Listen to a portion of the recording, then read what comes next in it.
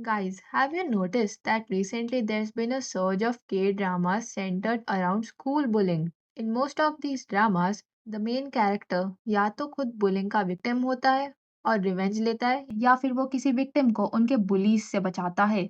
While watching these dramas, I always found myself thinking, nah, there's no way this is real. ये तो definitely exaggeration है. Real life में इतनी extreme bullying कैसे हो सकती है? This has to be exaggerated for entertainment. But believe me, after looking into several real life cases, I realized something shocking. ये dramas उतने भी fictional नहीं होते हैं जितना हम सोचते हैं. In fact, some of them only show a fraction of what has actually happened in South Korea. Hi guys, Nikita this side. We all know bullying exists everywhere, including South Korea. So today, let's look at the real cases that inspired this conversation. Imagine being just 13 और हर दिन school जाना एक nightmare हो. You keep waiting for someone to help you, but nobody does. और जब finally justice मिलता है, you are no longer alive. Sounds like a dark K-drama plot, right? Unfortunately, this was real. The victim was a 13-year-old middle school boy. He attended a middle school in Daegu. For around 10 months, from March to December 2011, he was repeatedly bullied by two classmates, according to his 4-page suicide note and the subsequent police investigation. The abuse included repeated beatings, threats, and intimidation, extortion, forcing him to do their homework, even making him take tests for them, forcing him to play the online game Maple Story on their accounts for hours so they could gain rewards without playing themselves, dragging him with a belt or a collar around his neck, even making him eat food from the floor, trying to burn his arm, water torture, and other forms of humiliation. At this point, it wasn't even bullying, it was pure brutal torture. The bullies even know the password to his family's apartment door, causing him to worry they might enter the home after his death.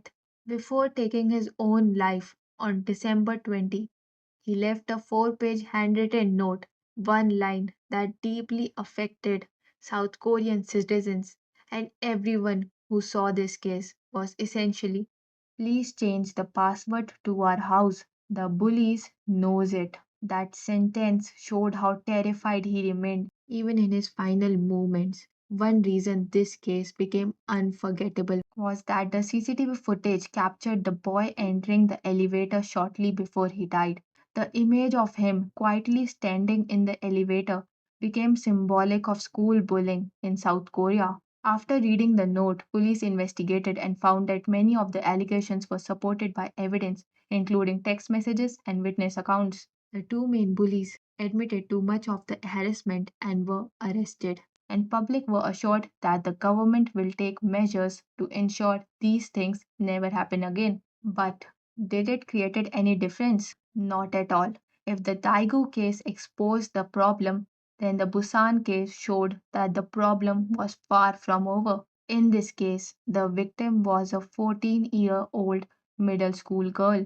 She had previously had conflicts with a group of girls. One of the triggers was that she had answered a phone call from one of the attacker's boyfriend. Sounds similar to any K drama setting. Of course, this is where they get inspired from. The first attack that happened with the victim was when the attackers lured her to a park and then to a karaoke room. They punched and kicked her repeatedly.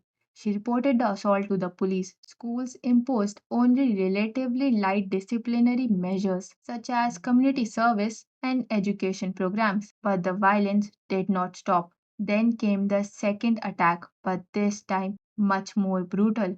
Now, when you watch a K drama and see a group drag a victim into an abandoned place, beat them for over an hour, film the assault, and leave them covered in blood, it feels like fiction, right?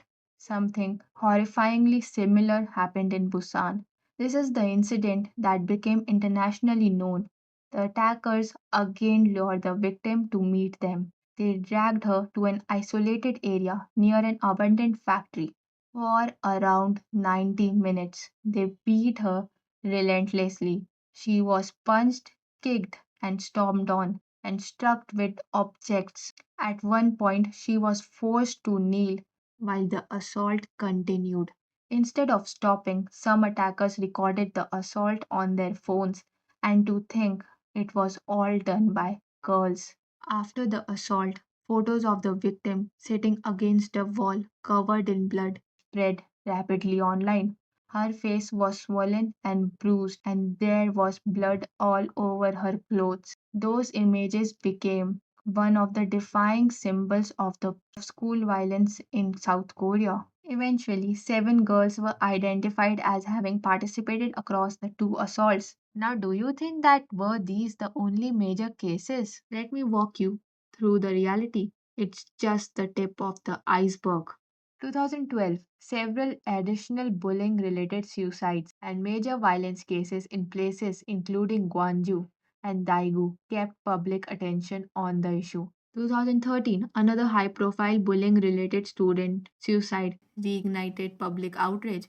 2014 to 2016, there were many serious school violent incidents, but the conversation around school bullying didn't stop inside schools.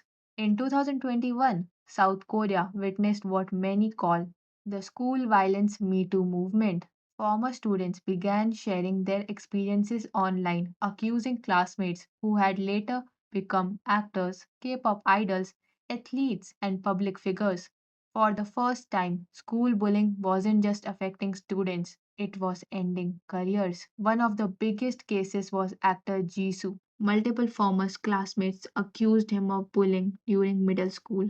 Jisoo later issued a public apology for his past misconduct and was removed from the lead role of River Where the Moon Rises, and his career came to an abrupt halt. Then in 2023, actress Kim Hyora, who played one of the bullies in The Glory, became embroiled in a bullying controversy herself. Reports linked her to a school group known for violence and intimidation. She admitted being associated with the group but denied personally committing the violent acts attributed to it. Ironically, the controversy didn't end there. The director of The Glory was also accused of assaulting younger students during his school days in the Philippines. After initially denying the allegations, he later apologized publicly for physically hitting the students. In 2024, Song Ha-yoon, best known for playing the antagonist in Marry My Husband, faced allegations from a former classmate who claimed she had assaulted him during high school. Song denied the allegations and the dispute entered legal proceedings.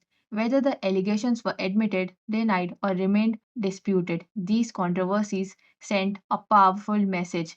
In South Korea, school bullying is no longer seen as just something that happened in school. It can follow a person for years, affecting their reputation, career, and public trust. After years of tragic incidents, public outrage, and the school violence Me Too movement, the South Korean government realized that simply suspending students wasn't enough. In 2023, the government announced one of its toughest anti bullying reforms, starting with the 2026 university admission cycle. Serious school violence disciplinary records would be considered during university admissions. This means that students with documented records of serious school violence could have their applications negatively affected, or worse, even be denied admission. And this wasn't just a policy on paper. During the first 2026 college admissions cycle, 162 applicants were rejected by 10 major national universities because of their school violence records. The message was clear. In South Korea, serious school bullying is no longer treated as just a childhood mistake. It can have consequences that follow a person well into adulthood. So, are K dramas exaggerating school bullying? Maybe, but they are definitely not making it up. Behind many of these stories are real incidents that changed South Korea forever. So, the next time you watch a bullying scene in a K drama, remember it might be more real than you think. And guys, if you enjoyed this video, please don't forget to like, share, and subscribe my channel.